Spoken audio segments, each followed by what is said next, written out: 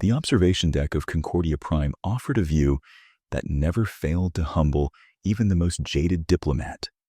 300 council species vessels hanging in formation around the ancient station, each representing civilizations that had mastered the stars while humanity was still painting on cave walls. Admiral Elena Vasquez stood before the floor-to-ceiling viewport, her crisp Navy uniform drawing occasional glances from passing delegates. At 47, she carried herself with the economy of motion that marked career military. Her silver-threaded dark hair pulled back in a regulation bun that had survived 2 decades of service. "They're not going to listen," Ambassador Thomas Chen said quietly beside her. The diplomat was 10 years her junior, but looked older today, the weight of futile arguments evident in the set of his shoulders. "Zoreth has already dismissed our intelligence brief, called it premature concern from an adolescent species." Elena watched a Krikstar dreadnought slide past in the distance, its angular hull painted in conquest markings that predated human spaceflight by centuries. "The Dominion has made territorial demands on 6 systems in 3 months. The pattern is clear. Clear to us. The Council prefers to see aggressive trade negotiations." Thomas's fingers drummed against the railing, a nervous habit he'd developed since taking this posting. "Speaker Zoreth reminded me this morning that the Council has maintained peace for 4,000 years. He suggested humanity's unfortunate history of violence makes us see threats where none exist." 4,000 years of peace, Elena repeated, her voice carrying that particular flatness that her crew recognized as suppressed anger. "Built on species like the Volari quietly surrendering territory rather than fighting. That's not peace, Thomas. That's exhaustion passing itself off as wisdom."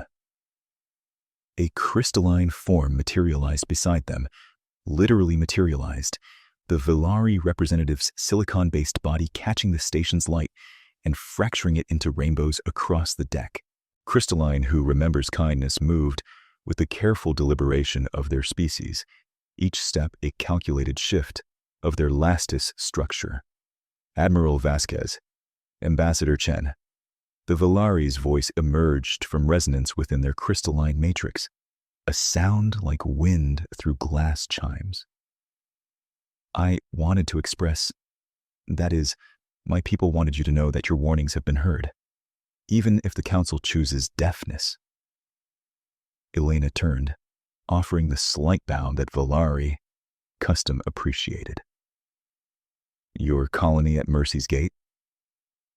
"Krikstar surveyors arrived yesterday. They made quite clear that our presence is temporary.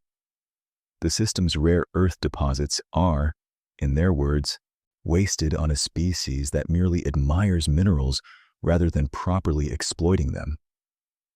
Crystalline's internal light dimmed, their species equivalent of a grimace. 3 million of my people live on that world. We have nowhere else to go. The Council suggests we negotiate in good faith." "The Krikstar don't negotiate," Thomas said.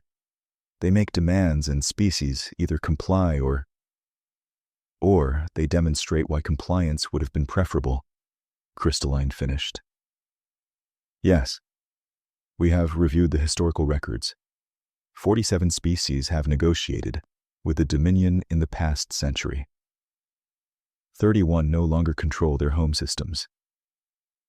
The Volari's light pulsed with what might have been bitter humor. "But the Council reminds us that this represents successful conflict resolution through dialogue." Elena's communicator chimed, the priority tone that meant Hadrian's Wall, her border station, had traffic that couldn't wait. She touched the device, and Captain Jackson Hayes's face appeared in miniature, the hologram showing her second-in-command's square jaw and the scar that ran from his left temple to his collar, a souvenir from the Mars insurrection before humans even knew aliens existed. "Admiral, we've got Krikstar fleet movement. Significant movement. I'm on my way. Prep the Indomitable for departure." She looked at Crystalline. Where is Mercy's Gate's evacuation status? There is no evacuation, Admiral. The Council has not authorized. Then I suggest you authorize it yourself. Get your people underground into whatever shelters you have. And, Representative? Elena's voice softened slightly. Humanity remembers who stood with us when we were the newcomers being dismissed. We don't forget kindness. Crystalline's entire structure brightened momentarily. And we remember a species that keeps its word, even when doing so is inconvenient. There are rumors, Admiral, about human military doctrine, about your concepts of proportional response and documented warnings. Some say these are mere words to make a young species seem formidable. Some would be wrong, Elena said quietly. But I hope they never have to learn that.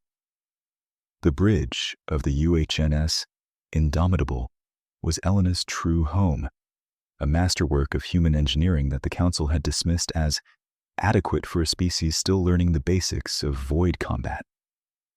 The 47 vessels of her border fleet were classified as 47 light cruisers and destroyers by Council standards, barely worth the designation of military assets. What the Council didn't know, what Elena had spent 2 decades ensuring they didn't know, was that human ship classifications bore no relationship to capability. Status, Captain Hayes. Jackson looked up from the tactical display, his former Marine's posture never quite leaving even after 15 years Navy. 300 Krikstar warships holding position at the Mercy's Gate system perimeter. They transmitted an ultimatum 40 minutes ago. The Valari have 12 hours to evacuate completely and cede all territorial rights. He paused. Admiral, that's more than a patrol fleet. That's an invasion force. And our fleet? 47 ships ready to move on your order. I've coordinated with the Tenacious, Resolute, and Defiant. They can be in position within 6 hours. Elena studied the tactical display, watching the red icons of Krikstar vessels arranged in a standard Dominion suppression formation. Beautiful in its way, centuries of military tradition arranged in geometric precision. Also predictable, but they wouldn't know humans had spent the past 20 years studying every Dominion engagement on record. Take us to Mercy's Gate. Standard approach, no aggressive posture. Broadcast on diplomatic channels that were responding to a humanitarian situation. Admiral, with respect, 47 ships against 300? Jackson's scar whitened as his jaw tightened. Those aren't odds, that's suicide. Those are the odds we're showing them, Captain. There's a difference. She settled into the command chair that had been designed specifically for her frame. Another detail the Council found quaint, that humans customize their vessels for individual commanders. They missed the point entirely. Compile all intelligence on Krikstar military doctrine. I want their last 50 engagements analyzed, with particular attention to how they respond to defensive positions. You think they'll negotiate? I think they'll do exactly what they've always done. They'll threaten overwhelming force and expect compliance. Species that survive learn to comply. Species that don't. Elena pulled up a secondary screen showing the Valari colony, its crystalline structures glittering across 3 continents. Species that don't have someone standing between them and annihilation. The Indomitable slipped into FTL transit with barely a vibration. Human slipspace technology making the journey that would take Krikstar vessels 18 hours in just under 6. Another detail the Council had missed. That human FTL was faster than anyone else's, achieved through mathematics rather than the organic technology most species relied upon. Message from Ambassador Chen, the communications officer reported. The Council has declined to intervene. Speaker Zoreth states that the Mercy's Gate situation is an internal matter between the Krikstar Dominion and Velari sovereignty, not warranting Council attention. Of course he did. Elena pulled up the colony's demographics again. 3 million Valari. 700,000 children, by their species definition, all dependent on a council that had just declared their lives weren't worth the inconvenience of intervention. Log that response. Timestamp it. Make sure it's preserved in our records. Jackson glanced at her. For the tribunal afterward? For the history books, Captain. So that when our children ask why humanity took the actions we're about to take, they'll understand we tried every peaceful option first. She keyed the fleet-wide channel. All ships. This is Admiral Vasquez. We are proceeding to Mercy's Gate to take up defensive positions. Our mission is simple. No Valari civilians will be harmed while we have ships in the void. Rules of engagement are as follows. We do not fire first. We do not fire unless fired upon.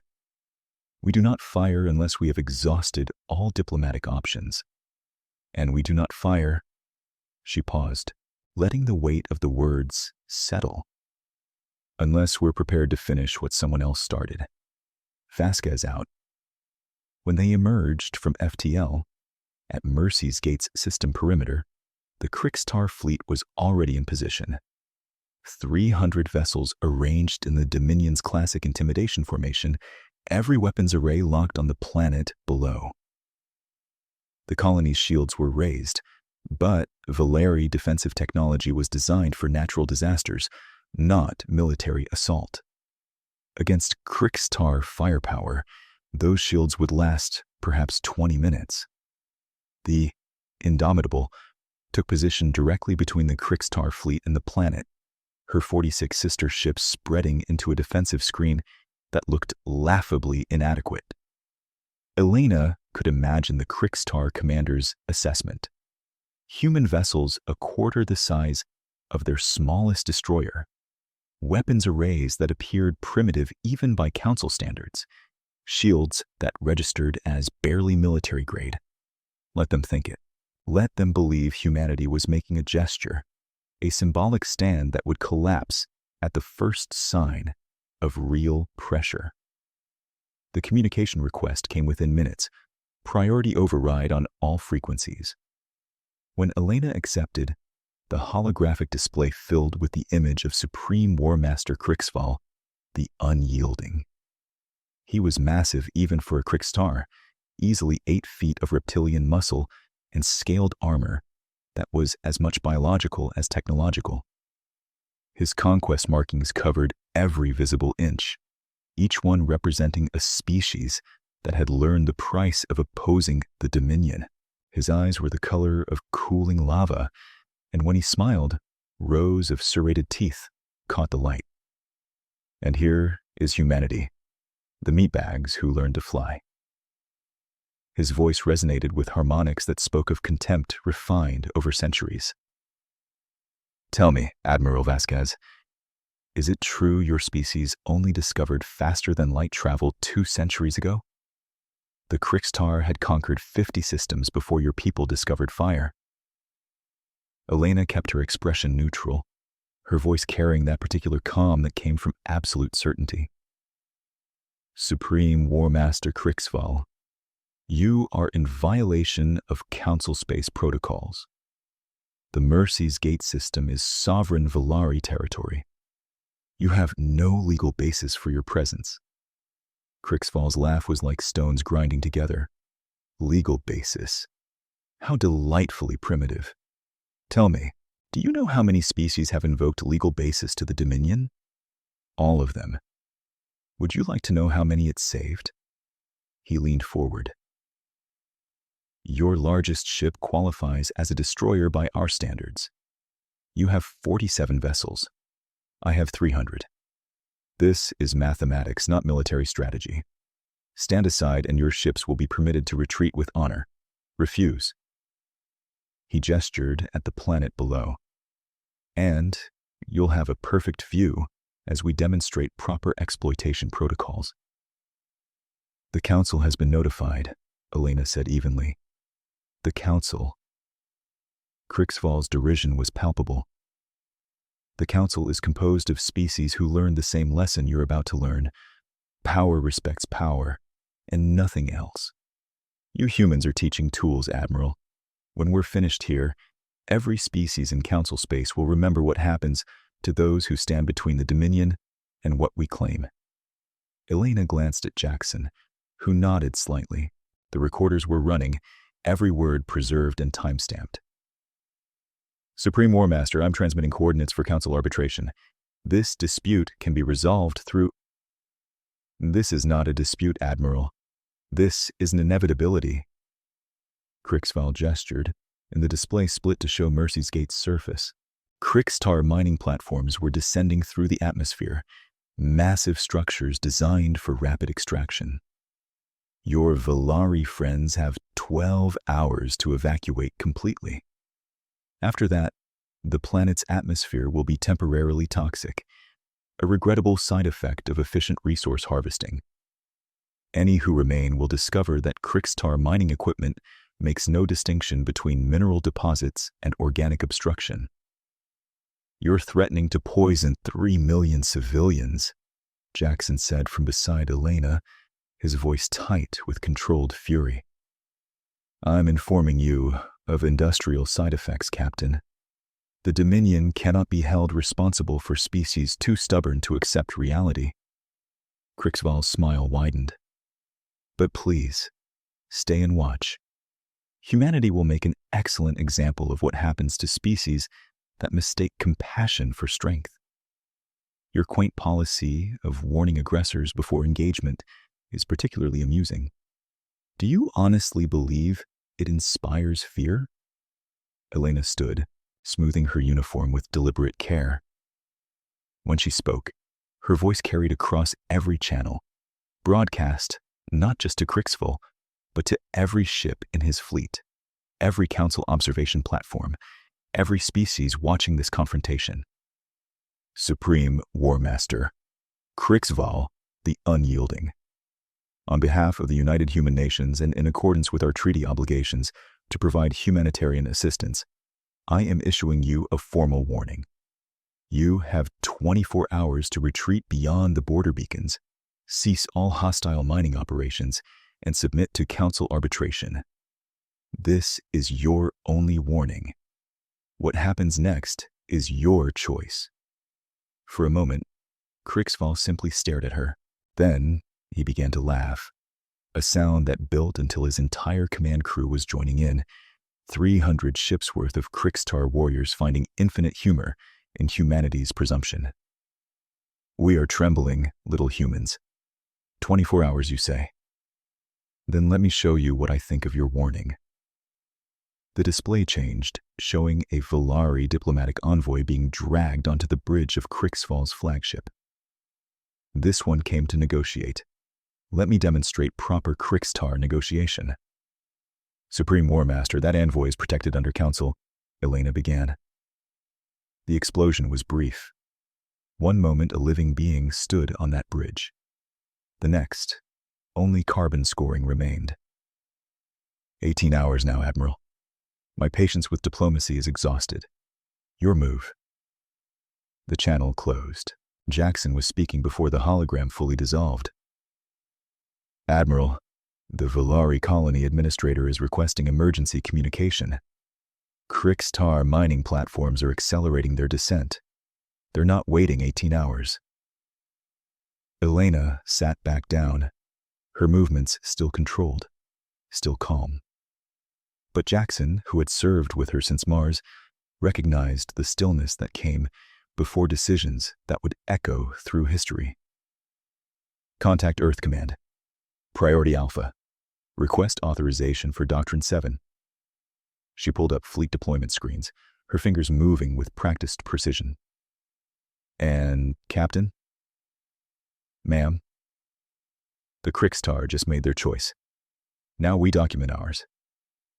The bridge of the Indomitable had settled into the eerie calm that preceded violence. Elena watched the chronometer count down. 23 hours and 47 minutes since her warning. Crixtar mining platforms continued their descent toward Mercy's Gate, trailing chemical signatures that would render the atmosphere toxic within hours of beginning extraction operations. "Admiral, Earth Command response incoming," the communications officer reported. "Priority Alpha clearance confirmed." The holographic display materialized Fleet Admiral Samuel Okonkwo's face, a man Elena had served under during the Mars insurrection, back when humanity's wars were confined to their own solar system. His expression carried the weight of decisions that would echo across the galaxy.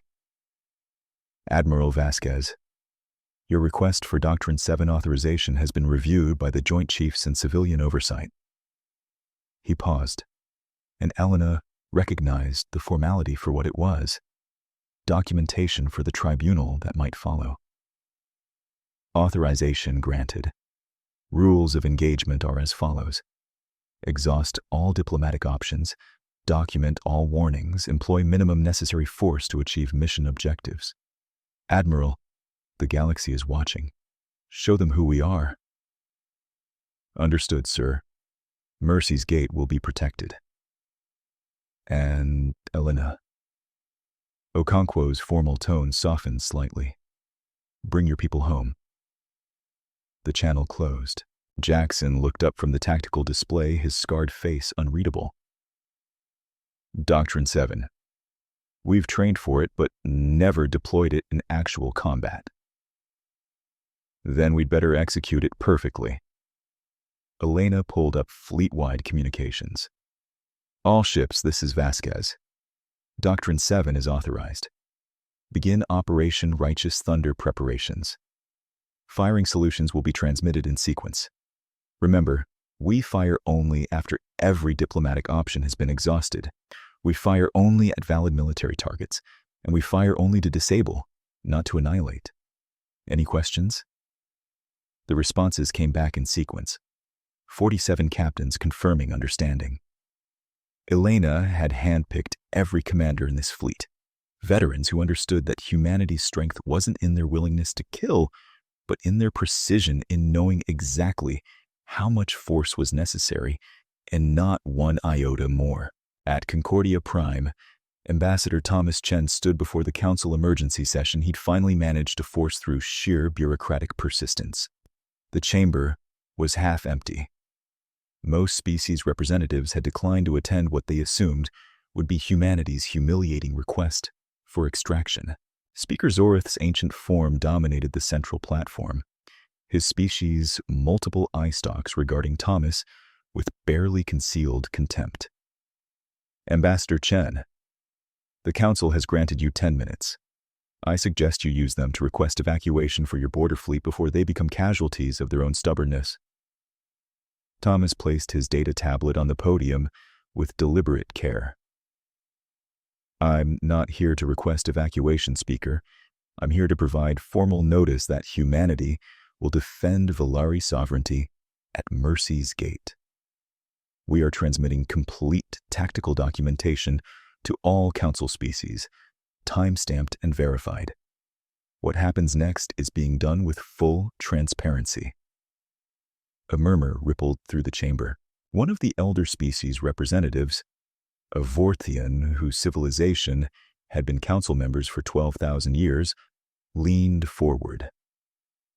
"Ambassador, you understand that the Krixtar have deployed 300 warships? Your Admiral Vasquez commands 47 vessels, none larger than what we classify as light cruisers." "I understand the numbers, Representative." "Then you understand suicide," Zorath said flatly. "The Council cannot authorize military intervention. The Krixtar situation must be resolved through proper channels. If humanity chooses to throw away lives in a dramatic gesture, it's not a gesture." Crystalline, who remembers kindness, materialized at their delegation's platform, their silicon structure catching light and throwing prismatic patterns across the chamber. "Speaker Zorith, honored council members, I must speak to what I know of humanity." "The Valari voice is heard," Zorith said with obvious reluctance. 3 million of my people shelter on Mercy's Gate while Krixtar mining platforms descend to poison our world. The Council suggests negotiation. The Krixtar respond with execution and ultimatum. Crystalline's internal light pulsed with intensity. But humanity? They remember kindness. 20 years ago, when humans first arrived at Concordia Prime, unsure and overwhelmed, my people offered guidance. Small kindnesses, nothing more. Admiral Vasquez was there, a junior officer then, learning our customs. She never forgot. The Vorthian representative's multiple arms gestured curiosity. And this history is relevant how? Because humans remember kindness, Crystalline repeated. And they also remember cruelty. I have reviewed their history files, something most of this council has dismissed as mythology. I have seen what happens when humanity's patience is exhausted. They give warnings. They document. They offer every chance for peace. And then, the Velari's light dimmed. Then they show you exactly why they gave you those chances. Primitive fear-mongering, Zoreth scoffed. Humans have been spacefaring for barely 2 centuries. The Krixtar have conquered, The emergency alert cut through the chamber. Priority transmission from Mercy's gate. The holographic display filled with Supreme War Master Krixfall's massive form, his serrated teeth visible in what passed for a Krixtar smile. Council species bear witness. Let this demonstration teach what words cannot. The image shifted to show a Velari diplomat, silver rain falling, recognized by their distinctive crystalline structure, restrained on the Krixtar flagship's bridge. This one came to negotiate. Let me show you Krixtar negotiation protocols. Thomas started forward. Supreme War Master, that envoy has council protection. The explosion was brief. Where silver rain falling had stood, only carbon scoring remained. The council chamber erupted in shocked voices. Crystalline's structure dimmed to near opacity, and Thomas Chen, career diplomat who had spent 20 years navigating the council's baroque political protocols, felt something cold and final settle in his chest. 18 hours remain, Krixfall announced. The timeline has been accelerated. And to the human fleet pretending courage they don't possess, I suggest you retreat now. My patience with diplomatic theater is exhausted. The transmission ended. In the silence that followed, Thomas spoke with a calm that surprised him. The Krixtar have made their choice. Humanity will now make ours.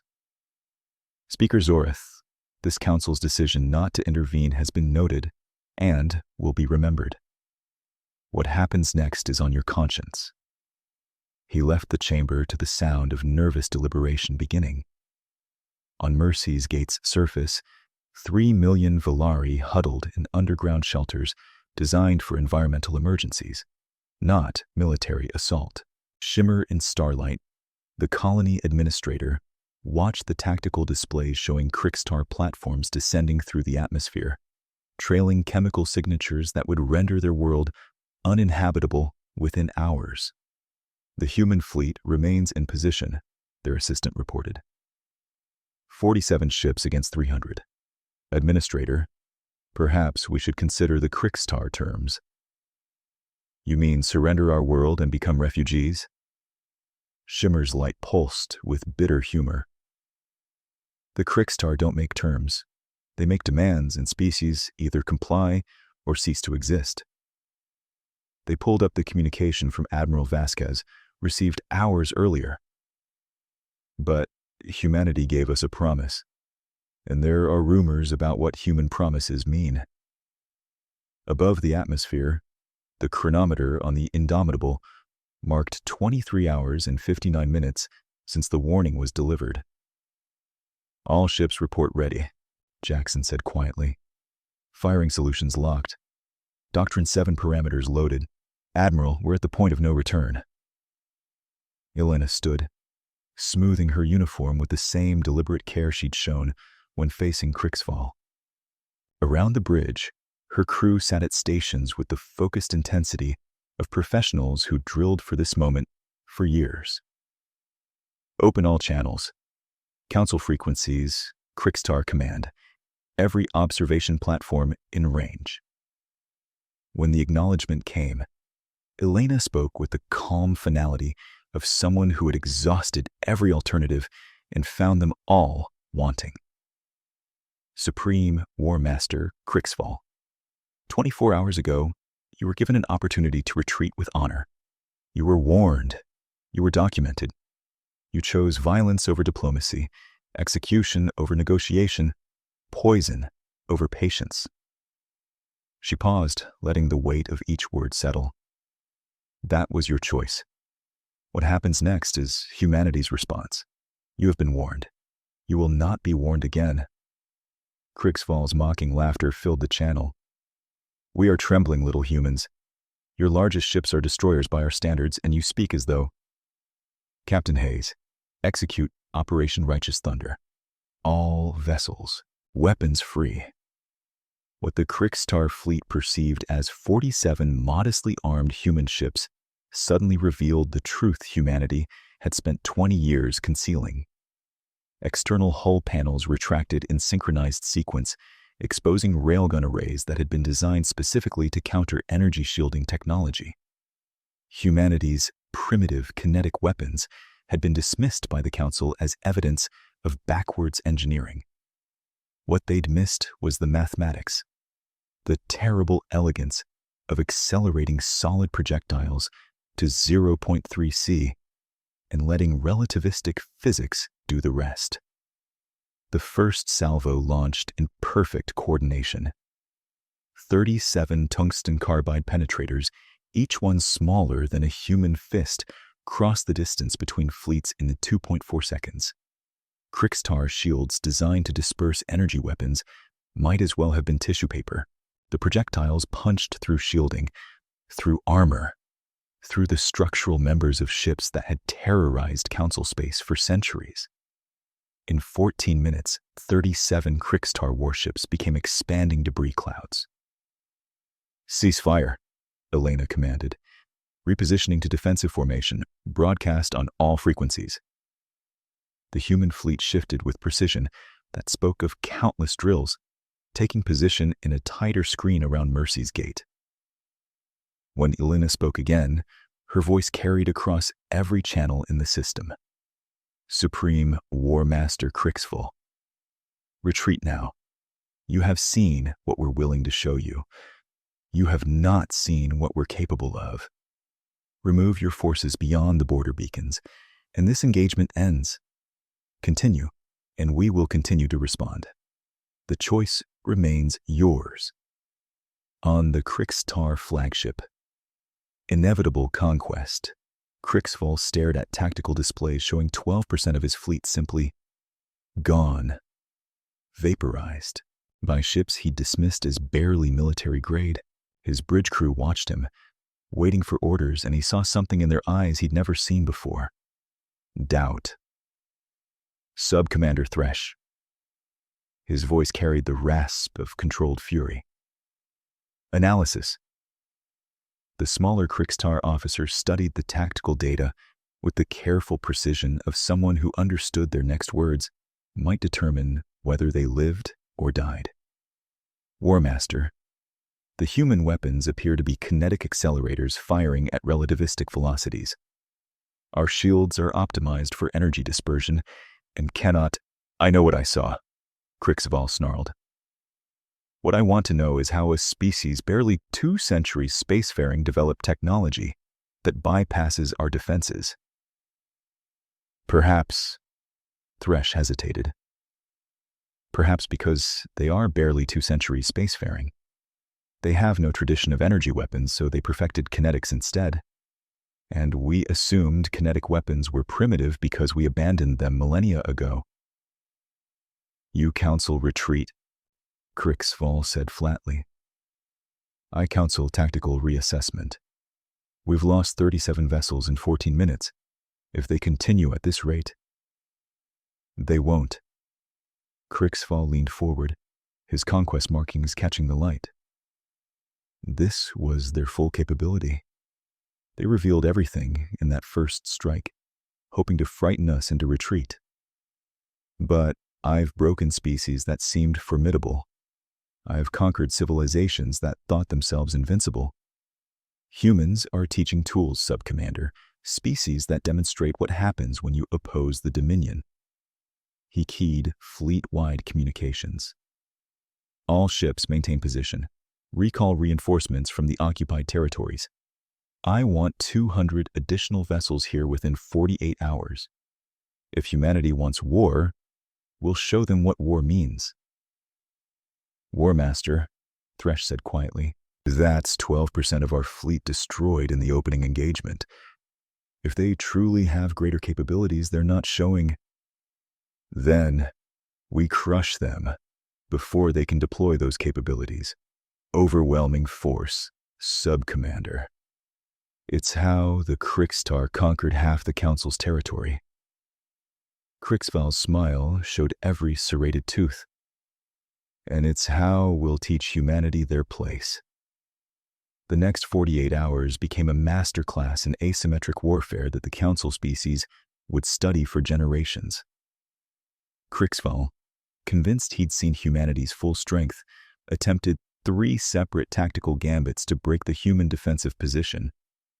Each one revealed another layer of capability that shouldn't exist for such a young species. First came the stealth attack. Krikstar cloaking technology was legendary. Dozens of species had fallen to ships they never saw coming. 26 stealth frigates crept toward human supply lines, confident their approach was undetectable. They discovered that human sensor arrays operated on principles the Council had never considered. Quantum entanglement tracking that made conventional stealth irrelevant. More significantly, they discovered hunter-killer drones. The drones emerged from the Indomitable, and her sister ships like a swarm. Hundreds of autonomous units coordinated by AI systems that could process tactical situations faster than biological minds could comprehend. The Krikstar stealth attack lasted 7 minutes before every single vessel was disabled, not destroyed, Jackson noted with grim satisfaction, but systematically stripped of weapons and propulsion, leaving crews alive in dead ships waiting for rescue. 26 more vessels neutralized, he reported to Elena. 0 human casualties. The drone's AI is adapting faster than their battle computers can compensate. It's not even close. Elena nodded, making another notation in the tactical log that would eventually be submitted to the Council. Broadcast another retreat offer to Kriksval. Formal, documented, time-stamped. The second engagement came 12 hours later. Unable to penetrate human defenses directly, Kriksval attempted to bombard Mercy's Gate from extreme range with long-range missiles, ordnance designed to overwhelm defensive systems through sheer numbers. 340 missiles launched in synchronized waves, each one carrying enough explosive force to level a city. Human point defense systems created an impenetrable wall. Automated laser arrays, particle beam projectors, and interceptor missiles worked in perfect coordination. The result was breathtaking in its precision. Every single incoming projectile destroyed at safe distance, creating a defensive sphere around Mercy's Gate that nothing could penetrate. Shield wall holding, the tactical officer reported. Interceptor reserves at 93%. We could maintain this defensive rate for approximately 7 weeks at current consumption. Then we maintain, Elena said simply. Broadcast retreat offer. Include tactical data showing our defensive capabilities. Let Kriksval understand he cannot reach the planet. The third engagement came at hour 43, and it spoke of Krikstar desperation. Unable to penetrate human defenses with conventional weapons, Kriksval ordered a ramming attack. Sacrificial vessels loaded with skeleton crews accelerated to maximum velocity, intended to overwhelm human ships through sheer kinetic impact. They discovered that human armor composites had been developed by species that understood material science in ways that came from starting later and thinking differently. The ramming vessels impacted human shields and crumpled. Their momentum dissipated through ablative layers and energy absorption systems that turned kinetic force into heat and dispersed it harmlessly. Not a single human ship was destroyed. 3 were damaged and immediately withdrew to reserve positions for repair. The Krix-Tar sacrificial crews were extracted by human rescue teams, another detail that would echo through galactic history. Humanity didn't leave defeated enemies to die in the void. They pulled them from wreckage and offered medical care. After 48 hours, Krixfall's fleet had suffered 140 ships, destroyed or disabled. Human casualties, 0 fatalities, minimal damage, and a defensive position that seemed utterly unassailable. On Concordia Prime, Council species began pulling archived files on human military history, documents most had dismissed as exaggerated mythology. Thomas Chen watched as delegates who'd been dismissive days earlier now pored over records of human wars, their doctrines of proportional response and escalation ladder, their disturbing habit of fighting defensive wars with increasing intensity until aggressors simply broke. They're not even mobilizing, a Vorthian military analyst reported to their council representative. This is humanity's border fleet, their forward defensive position. Intelligence suggests Earth has not activated any reserve forces. They genuinely believe 47 ships are sufficient. Then either humans are staggeringly arrogant, the representative replied, or they're correct. Given the engagement results so far, I'm beginning to suspect the latter. Speaker Zoreth finally broke his silence, calling Thomas to a private chamber where council business was traditionally negotiated away from formal sessions. The ancient being's eye stalks drooped with something that might have been concern. Ambassador Chen, the council is reconsidering certain positions regarding the Mercy's Gate situation. Reconsidering, Thomas repeated flatly. You mean you're noticing that humanity is winning? We are noticing that the galactic situation is becoming unstable. The Krix-Tar are recalling their entire fleet from occupied territories. They're assembling forces that haven't been gathered in centuries. If this escalates, it already escalated, Speaker. When the Krix-Tar executed silver rain falling on open broadcast, when they began poisoning Mercy's Gate's atmosphere, when you chose bureaucratic paralysis over defending 3 million civilians. Thomas's calm finally cracked slightly. The council had choices. You made them. Now you get to watch as humanity makes ours. Crystalline, who remembers kindness, stood on the Indomitable's observation deck, watching human rescue teams extract Krix-Tar survivors from disabled vessels. The Volari had been granted passage to human ships during the evacuation operations. 3 million of their people now safely aboard transport vessels under human protection. I don't understand, Crystalline said as Elena joined them. You could destroy them. Every engagement proves you have the capability. Why do you save them? Because they're not the enemy, Elena replied. Krixfall is. His ambition is. His refusal to accept that strength doesn't mean conquest. That's what we're fighting. Those crews and those ships, she gestured to the rescue operations. They followed orders. They believed what their culture taught them. They deserved the chance to learn different. This is what I try to explain to the council, Crystalline said. That humans remember kindness and respond with protection, but also remember cruelty and respond with precision. You don't fight to destroy, Admiral. You fight to teach. We fight to protect, Elena corrected gently. Teaching is what happens when people survive the encounter and get to reflect on their choices. The communication alert interrupted.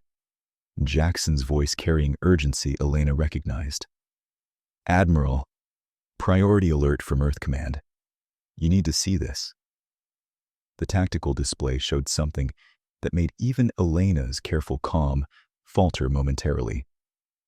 At the system perimeter, Krixtar vessels were emerging from FTL transit in numbers that shouldn't be possible. Dozens, then hundreds, then... Mother of God, Jackson whispered. That's the entire Dominion fleet. 847 warships, including the super dreadnought Eternal Dominion, a vessel that had never been defeated in 200 years of service. The largest military force assembled in Council space in 3 centuries. Enough firepower to reduce planets to molten slag. All of it focused on 47 human ships and 1 crystalline colony that had dared to stand in the Krixtar's way. Elena stood motionless for a long moment, watching the tactical display populate with red icons, each one representing a vessel larger and more heavily armed than anything in her fleet. Around the bridge, her crew waited for orders, for some sign of fear or doubt. Instead, Elena pulled up communications to Earth Command. Fleet Admiral Okonkwo, situation update follows. She transmitted the tactical data showing 847 Krixtar vessels. We can handle this, but authorization requested for Doctrine 7 full implementation. Request Dreadnought support if available, though not strictly necessary. The response took 3 minutes. 3 minutes that felt like hours as the Krixtar armada organized into formation. When Okonkwo's face appeared, Elena saw something she'd rarely witnessed from her former commander. Approval. Admiral Vasquez, Doctrine 7 full implementation authorized. Rules of engagement remain unchanged. Minimum necessary force, maximum preservation of life, 0 tolerance for civilian casualties. And Elena? Reinforcements were already in transit before you requested them. 15 dreadnoughts will reach your position in 6 hours. Show them what mercy looks like. The channel closed. Jackson pulled up the new tactical data. 15 ships emerging from slip space at the system's edge, each one massive enough to make Elena's fleet look like escort vessels. These were humanity's capital ships, the ones Earth actually deployed when they stopped pretending to be a minor council species. Elena turned to face her crew. Captain Hayes, begin Doctrine 7 full implementation protocols, communications, broadcast to all Council observation platforms and Krixtar Command. It's time to end this. The holographic display connected directly to Krixsival's flagship. The Supreme War Master's expression showed triumph. He'd assembled overwhelming force, and now, this minor human admiral would finally understand her species' place. Admiral Vasquez, as you can see, this is the full might of the Krixtar Dominion. 847 warships, including vessels that conquered civilizations before humanity discovered fire. You have fought well for a primitive species, but this farce ends now. Surrender your fleet and I may show mercy to your crews. Elena let the silence stretch for a moment, meeting those lava-colored eyes with calm certainty. When she spoke, her voice carried across every channel in the system. Supreme War Master Krixval, you were given a choice 24 hours ago. You chose violence. You've now committed the full strength of your dominion to this engagement, believing that overwhelming force would grant you victory. You were warned. What happens next is a consequence of your choices. She paused. When this is over, you will understand why we gave you that warning. She closed the channel before Krixval could respond, turning to Jackson. Begin orbital insertion. All ships assume defensive formation around Mercy's Gate. Dreadnoughts are to hold at system perimeter until committed.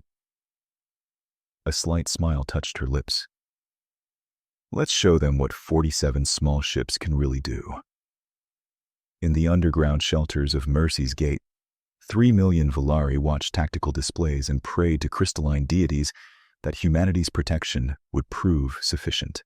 On Concordia Prime, Council delegates filled emergency session chambers, convinced they were about to witness humanity's extinction.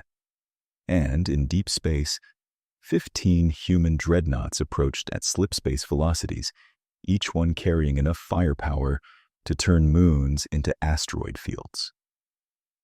The countdown began. 8 hours until the Krikstar attacked. 8 hours until the galaxy learned exactly what humanity was capable of when peaceful options were exhausted. The chronometer on the Indomitable's bridge marked 8 hours until the Krikstar attack. Elena stood before the tactical display, watching 15 human dreadnoughts emerge from slipspace at the system's edge. Massive vessels that made her border fleet look like escort craft. Around her, the bridge crew worked with the focused intensity of professionals who knew the galaxy was watching. "Dreadnought formation confirms arrival," Jackson reported, his scarred face illuminated by tactical screens. "Admiral Chen on the Titan's Fury requests coordination protocols. Tell him to hold at perimeter until committed. We don't reveal full capabilities until Kriksval commits his entire force." Elena pulled up the tactical analysis her crew had compiled over 48 hours of engagement. The Krikstar believe overwhelming numbers guarantee victory. We're going to teach them the difference between quantity and precision. Captain Hayes studied the Godstorm protocol parameters displayed across his console. "Admiral, this doctrine, we've trained for it, but deploying it against 847 vessels simultaneously. Then we execute it perfectly, Captain. Every step documented, every escalation justified, every life preserved where possible." Elena's voice carried that particular calm that came from absolute certainty. "When this is over, the galaxy will understand exactly what humanity is capable of, and exactly what restraint means." The Krikstar Armada organized itself into the Dominion's classic suppression formation, centuries of military tradition arranged in geometric precision.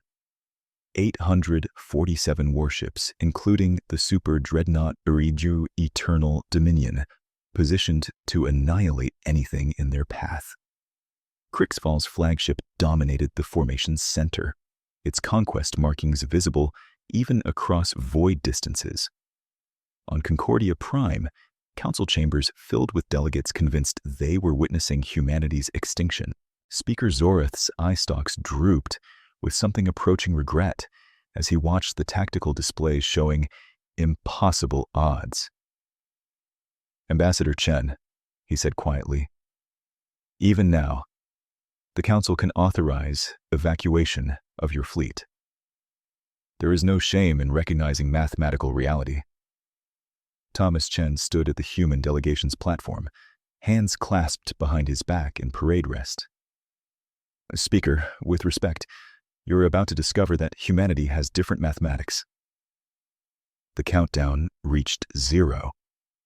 Kriksval's armada surged forward in 3 massive waves designed to overwhelm defensive positions through sheer firepower. The first wave, 200 vessels, opened with energy weapons that had reduced planets to slag. Their targeting computers locked onto human ships, calculating trajectories that couldn't be evaded. "Execute Godstorm Protocol Phase 1, Elena commanded. What happened next violated every Krikstar understanding of electronic warfare. Human vessels discharged electromagnetic pulse weapons that shouldn't exist, technology derived from studying every recorded energy weapon system in council space and engineering precise counters. The EMP cascade rippled across the Krikstar formation like a wave, and 200 warships simply stopped. Shields collapsed. Weapons powered down. Propulsion systems went dark. In 17 seconds, 200 vessels became drifting hulks with intact hulls and living crews but zero capability to continue fighting. "Life support confirmed on all disabled vessels," the tactical officer reported. "0 casualties from Phase 1. Kriksval's roar of fury echoed across communication channels. Second and third waves advance. Destroy them. The remaining 647 ships surged forward, learning from the first wave's fate.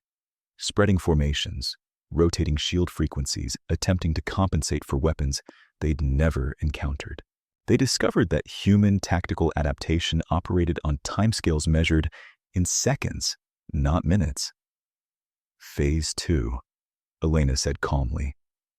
Human dreadnoughts at the system's perimeter unleashed relativistic missiles that made the previous engagements look like warning shots. These weren't the tungsten carbide penetrators that had neutralized 37 ships in the opening battle. These were precision munitions traveling at 0.4 C, each one programmed with targeting data that identified every weapons platform, every shield generator, every offensive capability on Krigstar vessels, and nothing else. The missiles arrived faster than Krigstar computers could process countermeasures. Across the formation, weapons arrays exploded, shield generators vaporized, offensive capabilities systematically stripped away. But crew compartments remained intact. Life support continued functioning. The Krigstar fleet found itself disarmed but alive, hundreds of ships rendered harmless with surgical precision that shouldn't be possible at relativistic velocities. Enemy offensive capability reduced to 0, Jackson reported. All vessels retain life support and basic propulsion. Casualties estimated at less than 2% of enemy forces. 500 warships drifted in defensive formation, disarmed but intact, their crews realizing with growing horror that humanity had dismantled their fleet without actually trying to kill them. Phase 3, Elena ordered. From the human vessels emerged something the galaxy had never seen. Boarding drones by the thousands, coordinated by AI systems that processed tactical situations faster than biological minds could comprehend. Each drone locked onto a specific Krigstar bridge, cutting through hulls with precision that avoided casualties, delivering the same message to every ship's command crew. The holographic display on Krigsval's bridge materialized a human drone's broadcast.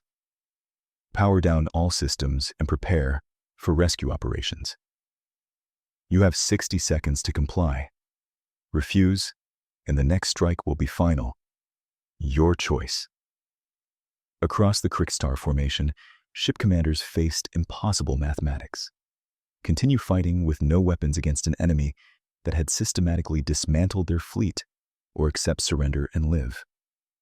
One by one, Krigstar vessels powered down, their crews choosing survival over futile defiance. On the Eternal Dominion, Krigsval watched his fleet collapse around him, centuries of Dominion military tradition crumbling in hours. His bridge crew looked to him for orders, but he saw doubt in their eyes. The first time in his decades of command that his warriors questioned whether death in battle was preferable to defeat. War Master, Subcommander Thresh said quietly, we have no weapons, no shields. The humans could have destroyed us. They chose not to. Perhaps never. Krigsval's roar silenced the bridge. The Dominion does not surrender. If we cannot have victory, we'll have vengeance. His claws moved toward the reactor overload sequence, a final act of defiance that would detonate his flagship's core, taking nearby human vessels with him. He never completed the sequence. The transporter technology humanity had developed, dismissed by the Council as theoretical impossibility, activated with precision that mapped every living being on the Eternal Dominion's bridge. In 0.3 seconds, Krigsval's entire command crew vanished, materialized aboard human rescue vessels before they could comprehend what happened. Krigsval stood alone on his bridge, watching through viewports as his crews were systematically extracted from disabled ships, saved despite themselves. The Eternal Dominion, undefeated for 200 years, became a tomb of one, its legendary commander facing the reality that humanity had captured his fleet intact. Elena's broadcast filled every channel in the system, her voice carrying across council space with quiet finality.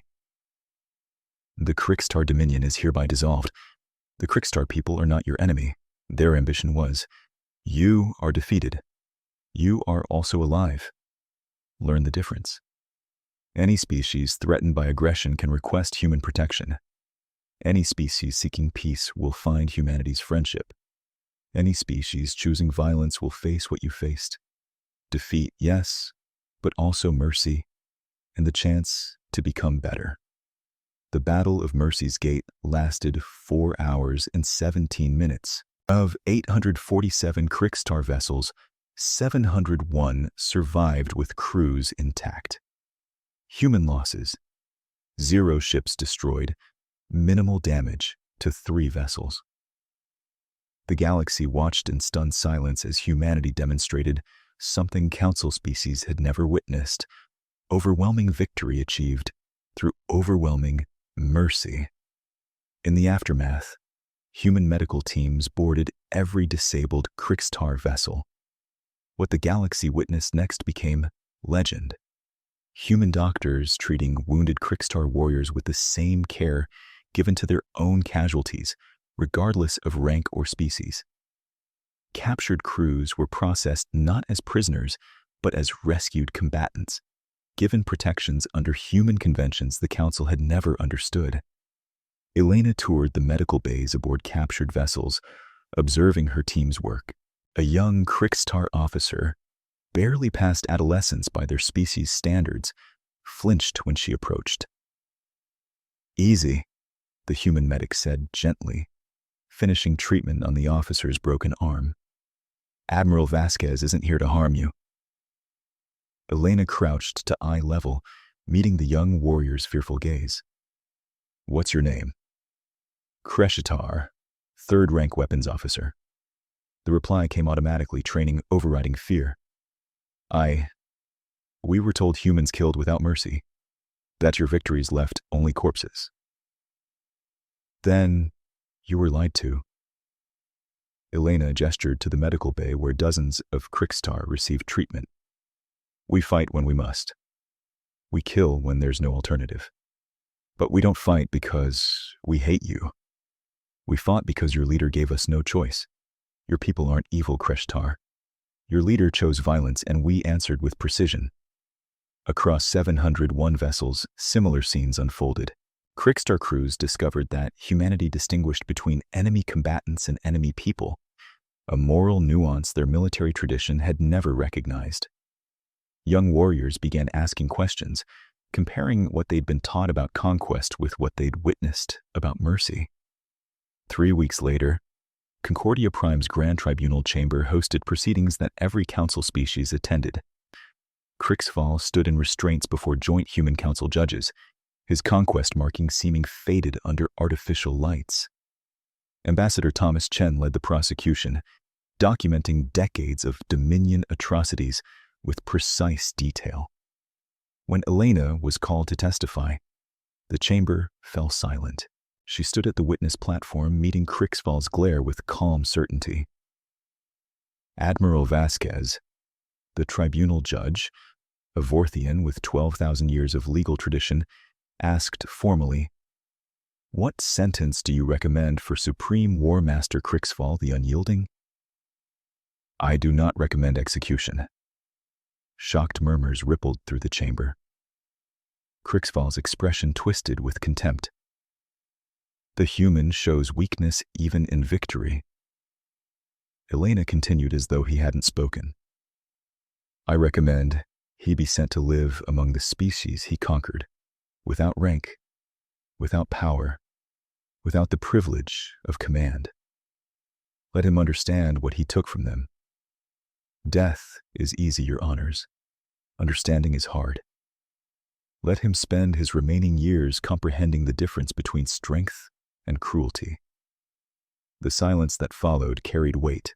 Crystalline, who remembers kindness, stepped forward, their internal light pulsing with intensity. "The Velari support Admiral Vasquez's recommendation. We have lived under Crixtar threat. We understand that killing him accomplishes nothing. but forcing him to witness the rebuilding, to see conquered species freed, to understand that his life's work brought only suffering, that is justice. The tribunal deliberated for 2 days. The sentence was unprecedented. Exile to former Krikstar-conquered worlds, where Kriksval would live as a refugee among those his campaigns had displaced, forbidden rank or authority, required to witness the galaxy's rebuilding without him. In human detention facilities, captured Krikstar commanders faced similar reckonings. Sub-Commander Thresh, named Provisional Leader of Krikstar Forces, met with Elena in quarters that the Council noted were comfortable rather than punitive. "Why?" Thresh asked bluntly. "We came to conquer. You had every right to destroy us. Instead, you preserve our lives, treat our wounded, house us with dignity. This makes no tactical sense." "It makes perfect sense," Elena replied. "You followed orders. You believed what your culture taught. That doesn't make you irredeemable. The Krikstar people have the chance now to choose differently, to build rather than conquer, to trade rather than demand, to join the galactic community as equals rather than conquerors." Thresh's head tilted in the Krikstar gesture of confusion approaching understanding. "And if we refuse? If Krikstar nature is conquest? Then we'll be here to stop you. But we're hoping you choose differently." Elena stood. "Sub-Commander, you have the opportunity to lead your people into a new era. The question is whether you're brave enough to try peace instead of war." 3 months after the Battle of Mercy's Gate, the Galactic Council convened an emergency reformation session. 17 species, led by the Volari and including several former Krikstar subject peoples, formally proposed humanity for permanent Security Council status with veto power. Ambassador Thomas Chen stood at the central podium, his 20 years of diplomatic service crystallizing into words that would echo through galactic history. "We didn't want this. Humanity wanted to explore, to trade, to learn from civilizations older and wiser. You forced us to teach instead." He paused, meeting the gaze of every delegate. "But know this, humanity will never use our strength to conquer. We use it to protect. Any species threatened by aggression can request human protection. Any species seeking peace will find humanity's friendship. Any species choosing violence will face what the Krikstar faced. Defeat, yes, but also mercy and the chance to become better." The vote was unanimous. Human defense pacts formalized within weeks. The Volari first, followed by a cascade of species who recognized that humanity's protection came without demands for tribute or territory. On Mercy's Gate, 3 million Volari rebuilt their world with human assistance. Crystalline, who remembers kindness, stood with Elena on the colony's highest plateau, watching crystalline structures rise from scorched ground. "Your people gave us a gift," Crystalline said softly. "Not just survival, hope. The understanding that strength can protect rather than oppress." "And your people gave us something equally valuable," Elena replied. "You trusted us when we were nobody. That kindness mattered. It still does." Above them, human and Krikstar engineering crews worked side by side on atmospheric processors, young warriors from both species discovering that building required different courage than destroying. The galaxy had learned its lesson. Humanity's warnings now carried weight that transcended military capability. When humans said, "retreat," species retreated. When humans offered friendship, species accepted.